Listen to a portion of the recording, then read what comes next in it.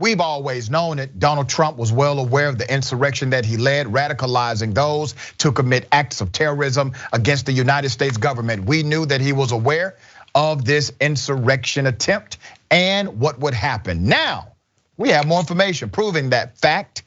Okay, this deals with Mark Meadows, his chief of staff at the time, Don Jr., Sean Hannity, all of them begged and pleaded, Donald Trump, please, for the sake of your legacy, call this off. Call what off, Sean? You said it was Antifa. Call what off? Who are you talking about? You're talking about Trumpites?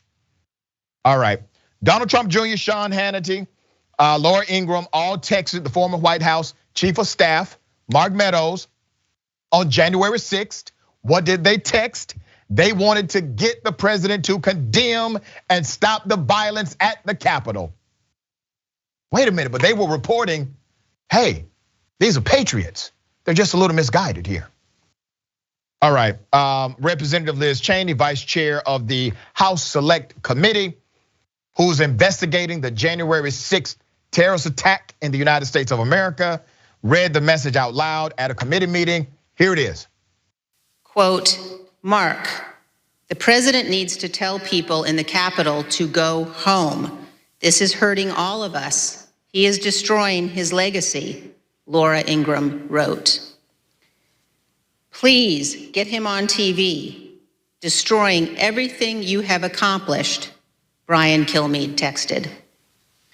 Quote, can he make a statement? Ask people to leave the Capitol, Sean Hannity urged.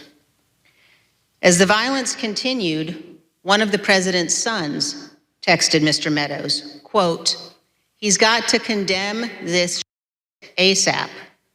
The Capitol Police tweet is not enough, Donald Trump Jr. texted. Meadows responded, quote, I'm pushing it hard, I agree. Still, President Trump did not immediately act.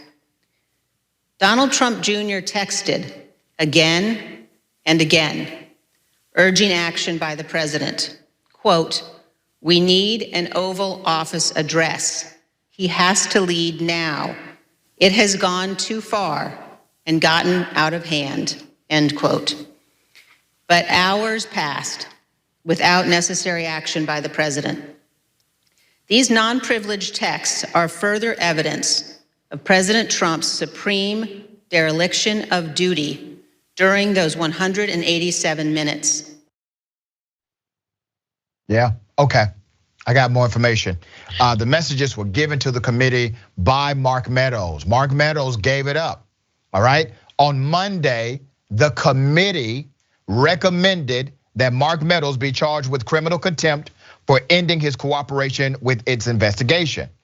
Meadows withdrew his cooperation with the investigation last week, but before then, he sent the committee emails, text, and other information relating to the insurrection. Now, keep in mind, Mark Meadows has already snitched. He already gave it up, okay? And then he decides to stop cooperating, which leads me to believe that there's more that Mark knows, and he does not or will not give up the rest of the information. What could be more damning than the fact that a sitting United States president led a terrorist attack against the United States of America? What could be more damning than that? Well, there's something. There's something. All right, Sean Hannity, Laura Ingraham, they quickly responded to the reading of the text messages on their Fox News shows. Twitter dump, here it is. I have always been consistent on January 6th and every other riot. All riots obviously are bad, all of them.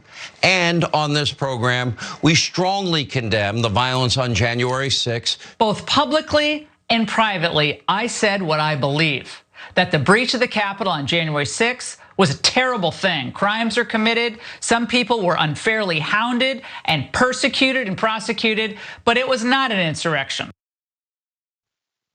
Damn liars. And I tell they mama they lying. Okay? There was a condemnation, a slight condemnation from Sean Hannity. But Hannity also floated the conspiracy theory that groups like Antifa okay, may have actually infiltrated the crowd.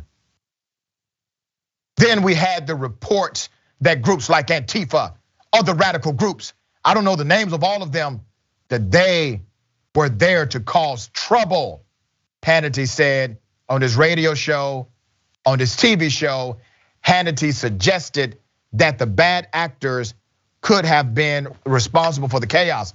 So Hannity says, oh, no. There was a riot, it was an insurrection, but it was Antifa who did it. They were the ones creating the chaos, okay? His own words. Ingram, she pushed a very similar point, said the very same thing about Antifa being the ones who really pushed the violence at the Capitol. Eventually, Trump did call for his supporters, his radicalized terrorist group to stop. The elder Trump ultimately made a statement asking for his supporters to go home. Hours into the attack, various officials have said Trump was enjoying watching his supporters assault the Capitol as the attack unfolded. When is someone going to indict him? When is that going to happen? At this point, American democracy has a choice. Either presidents are above the law or they are not.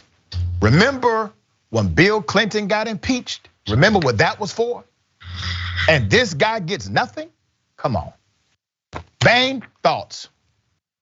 Wow, Mark Meadows is a bad snitch. He did it totally wrong. Yeah, I don't even get this. And so what it makes me think about, brother, is we have to redefine when we say words like terrorist or terrorism or terrorist attack. Certain images have been programmed and distilled into our mental psyche. And so white supremacy has no accountability. So can you imagine 187 minutes? I can't even imagine black people or people of color in this country approaching the Capitol in that manner or fashion and being alive. I can't even fathom that concept. But for 187 minutes. So if the president of the United States can do this, wow. Yep. The complexion for the protection, brother. That's all I can say. This is white supremacy at its finest.